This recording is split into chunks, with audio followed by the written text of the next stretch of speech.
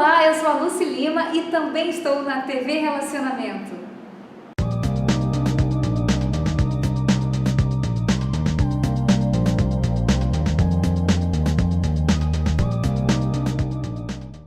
Olá, internautas, iniciamos mais um programa Gestão Executiva e hoje nós temos a honra e o privilégio de conversar com um grande profissional da área de segurança do trabalho, engenheiro Rafael Mendes Martins. Muito obrigado, é bom revê-lo depois de longos anos. Eu que agradeço, obrigado pelo convite. Conta um pouquinho, Rafael, onde você nasceu, um pouquinho da sua trajetória profissional. E a grande curiosidade do público que nos assiste é assim, em que momento da sua vida você falou, eu quero ir na área de exatas, quero fazer engenharia? Porque tem muita gente que termina o ensino médio e não sabe, fica na dúvida, acho que vou fazer psicologia, não, mas acho que eu sou melhor de tecnologia, ou eu acho que biologia é bom, aí começa a ficar meio complicado, né? Sim. Como é que aconteceu para você? Bom, eu sou de São Paulo, eu nasci em São Paulo, sempre morei em São Paulo e quando eu terminei o ensino médio eu já pensava em fazer algo na área de exatas. Legal. Você era bom de matemática? Eu era bom em matemática, eu gostava de matemática, sempre tive facilidade, né? Então me chamou a atenção a engenharia, também por influência de alguns amigos, né? E segui na área de exatas, né? Na época eu comecei fazendo engenharia mecânica, depois eu migrei para engenharia elétrica e a minha vontade sempre foi ser engenheiro de segurança, mas precisava de uma graduação para depois eu poder fazer a pós, né? Então eu me graduei em engenharia elétrica e posteriormente fiz a pós em engenharia de segurança do trabalho e hoje atuo há 18 anos, né, com segurança do trabalho, meio ambiente e também qualidade. Comecei, antes de fazer inclusive a engenharia, eu fiz também um curso de técnico em segurança do trabalho e é o que eu faço há 18 anos, né? Meio ambiente, saúde, segurança e qualidade. Tá. Na área de segurança do trabalho, o que te moveu para você fazer esse curso técnico e depois a pós-graduação também? Tá. A história é um prevenção, essas coisas assim? Sim, a história começa um pouquinho antes ainda, porque assim que eu terminei o ensino médio, eu me alistei e servi a Marinha do Brasil. E lá na Marinha do Brasil, eu tive a oportunidade de conhecer pessoas que falavam muito de prevenção. E aquilo começou a me chamar a atenção. Então foi ali que tudo começou. Aí eu saí da Marinha, fiz um curso de bombeiro civil, depois entrei no técnico de segurança do trabalho e aí fui fazendo carreira na área de engenharia quando eu comecei a engenharia, né? E hoje trabalho com bastante foco na segurança em eletricidade, segurança de ambientes estruturais, de pessoas principalmente, e venho fazendo esse trabalho de prevenção há 18 anos. Muito legal. Rafael, a gente nota que, principalmente os prédios mais antigos, eles foram concebidos para aquela época. Então, o que você tinha? Você tinha iluminação para escritório em si, algumas tomadas elétricas que muitas vezes era mais utilizado pela pessoal da limpeza e tudo mais, né? Mas aí, porque era a máquina da datilografar, você não usava quase nada. Mas aí, quando começaram a parte de computadores e um monte de coisa, e depois ar-condicionado, né? E você vai agregando uma série de coisas. Mesmo em residências, no começo, muitas foram feitas só para geladeira e televisão. Aí começa liquidificador, você precisa de micro-ondas, não sei o que lá tal. Aí tu começa a fazer aquelas gambiarras, né? Sim. Que começa a ficar perigoso, assim, se ficar diretão, né? É isso. E escritórios também pequenos acabaram tendo que fazer essas coisas. Então a prevenção aí é muito importante, porque a gente já tem casos aí de muitos incêndios aí que foram feitos em escritório e tudo mais, por uma economia que na verdade não valia de nada, né? É isso. Esse é um problema, né, que eu, fazendo consultoria, eu vejo diariamente, que são superdimensionamentos, né? Então, o projeto inicial era um, com o passar do tempo, a tecnologia, as facilidades e a implementação de novas máquinas e equipamentos vai sobrecarregando, porém a parte elétrica ela não foi alterada, não foi modificada, não foi atualizada. E aí é um grande problema, porque sérios riscos estão ali no local, né? Um deles e um dos principais é o risco de incêndio. Perfeito. Você recomenda também assim a troca de lâmpadas? Tem lugar que você vai, ainda existe lâmpada incandescente ou não, né? É muito difícil, Mas ainda tem. mas ainda tem. Tá. E nem em todo lugar trocaram as fluorescentes por LED ainda, né? Exato. O Brasil é muito grande, né? Então tem pontos que tem menos acesso a algumas atualizações, né?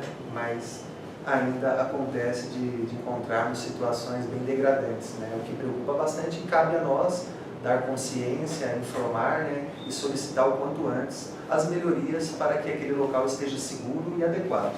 Perfeito. E mesmo hospitais que foram bem dimensionados, vão surgindo mais máquinas, vão surgindo mais necessidades, né, de uso da eletricidade, e aí tem que tomar cuidado com isso também. Exato. Os hospitais, em sua grande maioria, passam por constantes mudanças de layout, né? Então, uma série de mudanças no projeto técnico, uma série de mudanças em dimensionamento. Então, é bastante importante ter esse olhar prevencionista para evitar riscos, né? Então, o gerenciamento de riscos é apontado, né, para que tenhamos controle. Ok. A parte de sustentabilidade, como que é a tua atuação? Na parte de sustentabilidade, a cada dia que passa, a gente percebe que vem melhorando, né? Ainda de forma bastante tímida, mas a consciência das pessoas vem aumentando, né? E isso vai trazendo uma série de benefícios, mas que ainda existe muita resistência, ainda existe muita falta de consciência. A nossa cultura está evoluindo com relação a esse tema, né? A gente ainda percebe em um simples ambiente, né? Às vezes a pessoa sai, não apaga a luz, né? Não aproveita uma janela que está à disposição, ele fica com a luz acesa, e várias outras questões, né? Excesso de papel, abuso dos recursos naturais, né? Sem a consciência futura, e isso é aos poucos, né? A gente torce para que tenhamos mais força, né? E podemos mudar essa realidade. O Brasil ele é excepcional em recursos naturais, mas se você só extrai, uma hora acaba. É verdade, Então, está começando uma consciência para fotovoltaica também, né? Sim. Células solares, coisas assim. Exato. Energia eólica está bem avançada também. Perfeito. E hoje a gente fala que o Brasil ele recicla muito, né? As latinhas de alumínio, mas a gente vê que não é só por consciência, é por necessidade. Sim. Ou seja, virou um ganha-pão dele, né? Tanto agora, felizmente, o papelão sempre se vendia, mas eu lembro que uma época o Rio Tietê ficou infestado de garrafa PET, que aquilo não era reciclado. Hoje já é reciclado. Até isopor hoje eles estão reciclando. E os pneus também de carro, caminhões que eram jogados também no Rio Tietê em vários locais, hoje eles estão conseguindo virar asfalto. Então as coisas estão tendendo a dar uma melhorada, mas precisa conscientizar as novas gerações. Sim. Ou seja, a garotada, os adolescentes, porque aí a coisa muda, porque aquele pessoal já mais antigo vai ser meio difícil. Tá? Exatamente. Eu sou extremamente a favor da educação, principalmente na fase básica, né? Que as escolas tenham essa disponibilidade e que aproveitem o momento ali de formação básica para dar consciência às nossas crianças para que tenham um futuro melhor, né? E isso, sustentabilidade, segurança no ambiente, né? Fazer com que a criança tenha já uma percepção de riscos, né? Com relação ao seu futuro, com relação ao ambiente que você adentrar. Perfeito.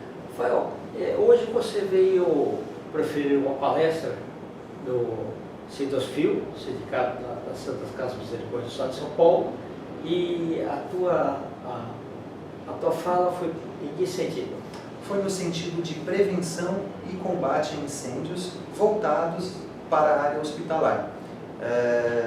Eu trabalho aproximadamente há 10 anos nesse segmento e ainda tem muitas melhorias. Há um caminhão de oportunidades quando o assunto é prevenção. Percebo que ainda há muita... A prevenção ainda é bastante subestimada com relação à proteção contra incêndios. Então, existem uma série de referências, mas elas são pouco seguidas. Também percebo uma ausência de fiscalização. E isso é ruim para todo mundo e coloca em risco as pessoas que frequentam boa parte dos estabelecimentos que ainda não possuem o AVCB, atestado de vistoria do Corpo de Bombeiro, que garante ali condições mínimas de funcionamento. Perfeito, porque aí envolve tudo, né? Envolve escadas para emergência, as saídas que precisa, né? Entradas e saídas. Exato. Corredores também, sem os entulhos que se acha, né? Essas coisas assim. Exatamente. Inclusive, em engenharia nós aprendemos lá a teoria de Frank Beard, né? Isso. Então, para cada 600 quase acidentes, um acidente é grave ou até mesmo fatal, né? Então, sempre quando pega fogo em alguma organização, por quase 600 vezes aconteceu, né? Por quase 600 vezes houve oportunidade de melhoria, mas nada foi feito. Quando se fala em medidas administrativas e medidas físicas, ainda tem muito a explorar. Por exemplo, as medidas administrativas como procedimentos, políticas de saúde e segurança, fluxogramas bem definidos, ainda é bastante simples, né? E talvez não passado às pessoas do ambiente de forma clara para que se tenha ali uma proteção. E levando para as barreiras físicas, ainda há muita negligência com relação a questões simples como extintores, hidrantes, a ausência de testes em centrais de alarmes. Isso quando tem muito local que não tem central de alarme, tem muito local que não tem detectores de fumaça, sprinklers, não há pessoas treinadas, não são feitos simulados periódicos. E é muito importante que as pessoas se envolvam. Por mais que um prédio tenha tecnologia, o que é muito bom, mas se não haver pessoas treinadas, orientadas, capacitadas, o prédio só tem tecnologia e é bonito. Nós precisamos que as pessoas se envolvam mais, participem e assim aumenta a régua de segurança e certamente as pessoas estarão mais seguras. Perfeito. Rafael, nós estamos nos santos finais, gratidão, tá? Espero revê-lo muitas vezes. Eu queria que você deixasse seus contatos. Você, redes sociais, e-mail, o que for, nós vamos deixar escrito aqui também. Ok, eu agradeço. O meu telefone é 11 986910497. E também podem enviar mensagens, WhatsApp, também o e-mail que é rafaelmendes.qsns@gmail.com. Muito obrigado. Obrigado a você, tá? Tudo de bom. Internautas, com os agradecimentos então a esse fabuloso profissional engenheiro Rafael Mendes, nós finalizamos mais um Gestão Executiva. Um grande abraço e até a próxima.